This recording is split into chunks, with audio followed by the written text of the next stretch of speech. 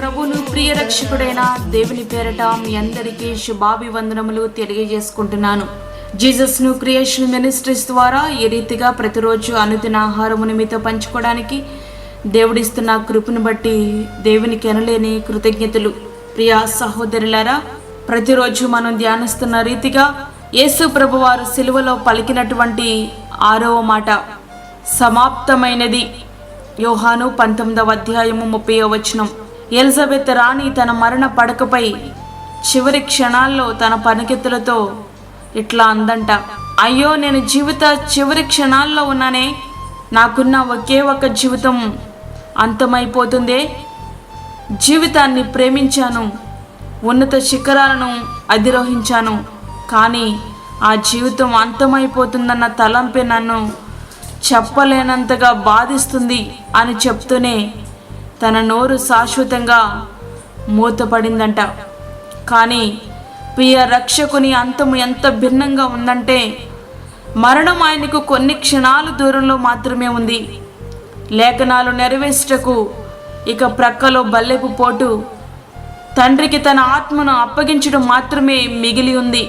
అయినప్పటికీ గొప్ప సంతృప్తితో, గొప్ప విజయముతో ఈ మాట చెప్పగలుగుతున్నారు. సమాప్తమైనది. ఏమి సమాప్తమైంది? ఏ పని నిమిత్తం పరలోక మహిమను విడిచి దాసుని రూపము ధరించి భూలోకానికి వచ్చాడో ఆ కార్యము సమాప్తమైంది. చేయుటకు నీవు నాకు ఇచ్చిన పని నేను సంపూర్ణంగా నెరవేర్చి భూమి మీద నిన్ను మహిమపరిచితిని. యోహాను సువార్త 17వ అధ్యాయము 4వ వచనం. సర్వలోకాన్ని పాపము నుండి విమోచించి వారిని రక్షణలోనికి నడిపించే కార్యము సమాప్తమయ్యింది. నశించిన దానిని వెతికి రక్షించుటకు మనిషి కుమారుడు వచ్చెను. లూకా సువార్త 19:10. పాపులను రక్షించుటకు క్రీస్తు యేసు లోకమునకు వచ్చెను. 1 తిమోతి 1వ అధ్యాయము 15వ వచనం. చేయాల్సిన బలి అర్పణ ప్రాయశ్చిత్తము సమాప్తమయ్యింది. ధర్మశాస్త్ర విధిని నెరవేర్చి అది మనకు విధించే శిక్షను ఆయన భరించడం సమాప్తమైంది. ధర్మశాస్త్రమునైనను ప్రవక్తల వచనములైనను కొట్టివేయవచ్చునని తలంచవద్దు. నెరవేర్చుటకే గాని కొట్టివేయుటకు నేను రాలేదు. మత్తయి సువార్త 5వ అధ్యాయం 17వ వచనం. ఆయన శ్రమలు సమాప్తమయ్యాయి. మనము పాపముల విషయమై చనిపోయి నీతి విషయమై జీవించినట్లు ఆయన తానే తన శరీరమందు మన పాపములను మ్రాను మీద మోసుకొనెను. ఆయన పొందిన గాయముల చేత మీరు స్వస్థత నొందితిరి. 1 పేతురు 2వ అధ్యాయము 24వ వచనం. సాతాను శక్తిని సర్వనాశనము చేయడం సమాప్తమయ్యింది. సాతాను ఇంకను బంధించబడలేదు గాని వాడి నాశనం ప్రకటించబడింది. ఇప్పుడు ఈ లోకమునకు తీర్పు జరుగుచున్నది. ఇప్పుడు ఈ లోకాధికారి బయటకు త్రోసివేయబడెను. యోహాను సువార్త 12వ అధ్యాయము 31వ వచనం. ఆయన తన పనిని సమాప్తి చేసి చాలా కాలమైంది. యుగ సమాప్తికి రోజులు దగ్గరయ్యాయి కూడా. 6 అనే సంఖ్య సమాప్తాన్ని సూచిస్తుంది. దేవుని సృష్టిని 6 దినాల్లో సమాప్తం చేశారు. యేసు ప్రభువారు సిలువలో పలికిన 6వ మాట సమాప్తమైంది. ఆదాము మొదలుకొని ఇప్పటి వరకు 6000 సంవత్సరాలు. ఇవి దేవుని దృష్టిలో 6 దినములు. 6 సమాప్తానికి సూచనగా ఉంది. కాబట్టి ఇక యుగ సమాప్తి అంటే ఆయన 2వ రాకడ సమీపం కానుంది అంచనాకు కూడా మనం రావచ్చు. ఈ లెక్కలు కాదు కానీ లేఖనాలు భూమి మీద జరుగుతున్న సంభవాలు వీటిని స్పష్టం చేస్తున్నాయి. ప్రియ సహోదరుడా, వాక్యం వింటున్నటువంటి ప్రియమైన దేవుని బిడ్డ, ఇవేమీ పట్టించుకోకుండా రాకడకు సిద్ధపాటు లేకుండా అంతం వెంటనే రాదులే అని ధీమాతో బ్రతికేస్తున్నావా? వద్దు.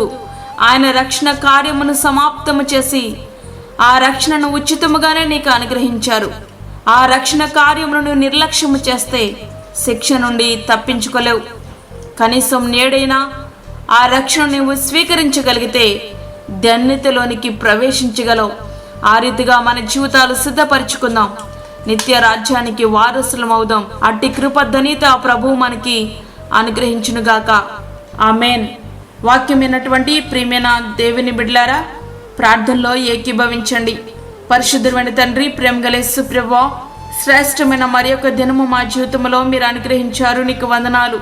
ఈ దినమంతటికి కావలసిన నీ కృపను మాకు దయచేయండి. ప్రతి విధమైన శోధన, కీడు, ప్రమాదముల నుంచి మమ్మల్ని తప్పించండి ప్రభువా. నీ రాకడ అతి సమీపంగా ఉంది.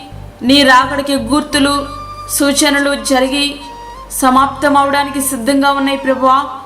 ప్రతి ఒక్కరు కూడా నీ రాజ్యానికి వారసులు అవడానికి సహాయం చేయండి. వాక్యం విని ప్రార్థనలో ఏకీభవిస్తున్న నీ బిడ్డలను మీరు జ్ఞాపకం చేసుకునండి. వారి కుటుంబాలను మీరు జ్ఞాపకం చేసుకునండి. ఇంకను వారి కుటుంబాల్లో ఎవరైనా రక్షణ పొందని వారు ఉన్నట్లయితే వారు రక్షణ పొందినట్లుగా సహాయం చేయండి ప్రభువా. నీకు స్తోత్రములు నాయన. బలహీనులను, చంటి బిడ్డలను, వృద్ధులను, గర్భిణీ స్త్రీలను జ్ఞాపకం చేసుకునండి ప్రభువా.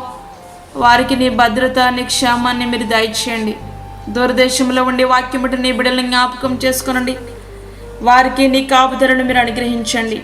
ఈ దినమంతా నీ కృపా సమృద్ధి చేత మమ్మల్ని అందరినీ నింపమని, మాకు కాదు యెహోవా, మాకు కాదు, సమస్త మహిమ ప్రభావాలు మీకే ఆరోపిస్తూ యేసు పరిశుద్ధ నామమున అడిగి వేడుకుంటున్నాము తండ్రి. ఆమేన్. ఈ యొక్క వర్తమానములు మీ బంధువులకు, మీ స్నేహితులకు షేర్ చేయండి. దేవుని పనిలో మీరు కూడా పాలిభాగస్తులు కండి. అదేవిధంగా మీ ప్రార్థన అవసరతలు మాకు తెలియచేయండి. మా ఫోన్ నంబర్ 9177377559. దేవుడి మిమ్మును, మీ కుటుంబమును దీవించునుగాక. ఆమేన్. దేవుని సేవలో మీ సహోదరి అన్నామణి సాల్మన్.